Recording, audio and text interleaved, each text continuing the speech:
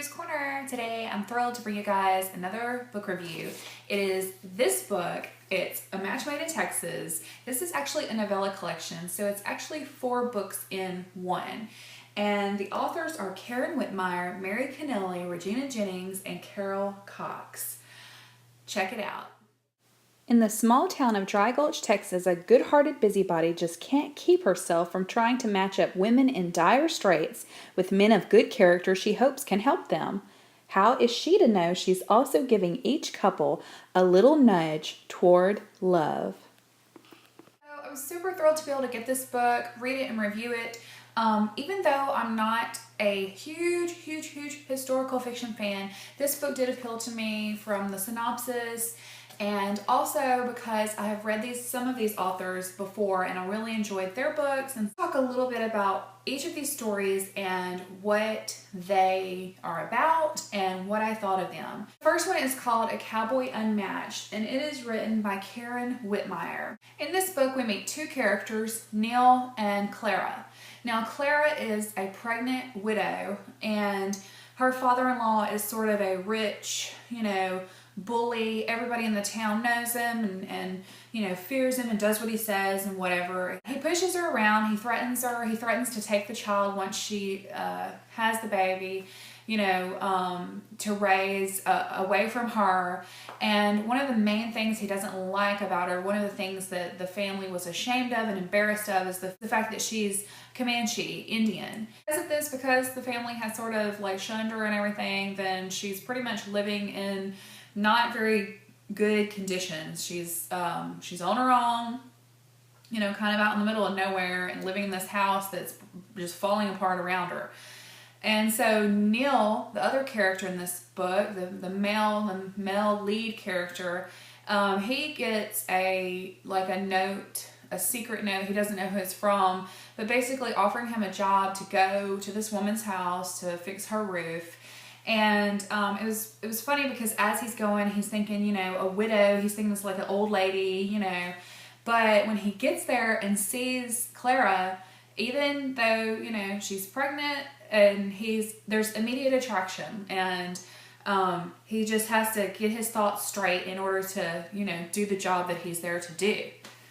As this story goes on, the attraction between them is there, but Clara is a little bit unsure, because of past experiences and things, and because of the men that have been in her life thus far. She doesn't know if she can really trust Neil and if she wants to, pursue a relationship with him. This is a really great story. I absolutely loved it. I loved the outcome. I loved there were a lot of surprises in here, things that I didn't expect to happen. So definitely a great start to this book. The next one is called An Unforeseen Match, and that's by Regina Jennings. So in this second story, we meet Grace, and she is a school teacher who is going blind, and that has caused her to lose her occupation. She can't teach anymore. Her eyesight is getting so bad. But the town or the school set up a place for her to live, and this is a dilapidated house. It's not, it's in need of great repair. As a matter of fact, there's a connection. This is the same house from the first book, or the first story. So I thought that was really cool, that completely separate stories, but there's a connection between them. She kind of jokes around with her friends that if she could just, find a man to, take care of things around the house, then that would be wonderful. But they kind of joke about putting an ad in the classifieds for a husband. Well, a guy named Clayton shows up at her doorstep answering an ad. And there's a little bit of humorous misunderstanding there at first, because she's like, wait a minute, I didn't put this husband ad in the newspaper, and he's just there, because he thinks he's there like a handyman. He answered a handyman ad, not to be a husband. I love that these 2 characters really kind of butt heads. Grace is such a strong heroine. She's sort of stubborn a little bit, and I really liked this story. Next up is No Match for Love by Carol Cox. I really enjoyed this one. It seems like as I read each story, I would be like, I read the first one, I'd be like, oh, that was good. And I'll read the second one, I'd be like, oh no, this one was so good. You know, this one's my favorite. And then I'd read another one, I'd be like, no, this one's my favorite. No, they're all my favorite. Because they're all so unique and so good and so just wonderful. But they're different and separate, but they're connected. And in this third book, we meet a woman named Lucy. And Lucy is sort of like, you know, all of her friends around her are getting married and getting on with their lives, but Lucy has been unlucky in love. Although there is a guy who's been proposing to her every now and again, and she keeps refusing him. She basically is like, I don't know what to do. I just need to pray that God will show me what to do, because I'm just tired of this. I might just break down and marry this guy that keeps proposing. She gets a request to come and help out this you know, older lady who basically just wants a companion to be with her and spend time with her and things like that. So Lucy sees it as a great opportunity and possibly an answer to her prayers. But Lucy, when she gets there, I mean, even what she's wearing is totally inappropriate. She's too dressed up. She's, you know, she doesn't really know what she's doing. She tries to make a pot of tea and burns it like to a crisp. So this is a really funny story. And but the woman who she's, you know, working for now has a nephew, Andrew, and he's concerned about his aunt. She's sort of having like episodes of delusion, he thinks, and he's really worried about her. So he's glad that Lucy's there, but he's not sure that it's gonna work out, you know. Of course, there's some attraction between Lucy and Andrew. And this story really surprised me. It had a lot of mysterious elements and, you know, kind of like scary things that were happening, and like trying to figure out, you know, is his aunt crazy or what, you know, and is it going to work out, this living situation? What's going to happen between Andrew and Lucy? You know, are they going to find love? I just really enjoyed this one so much. And finally, the last story is called Meeting Her Match.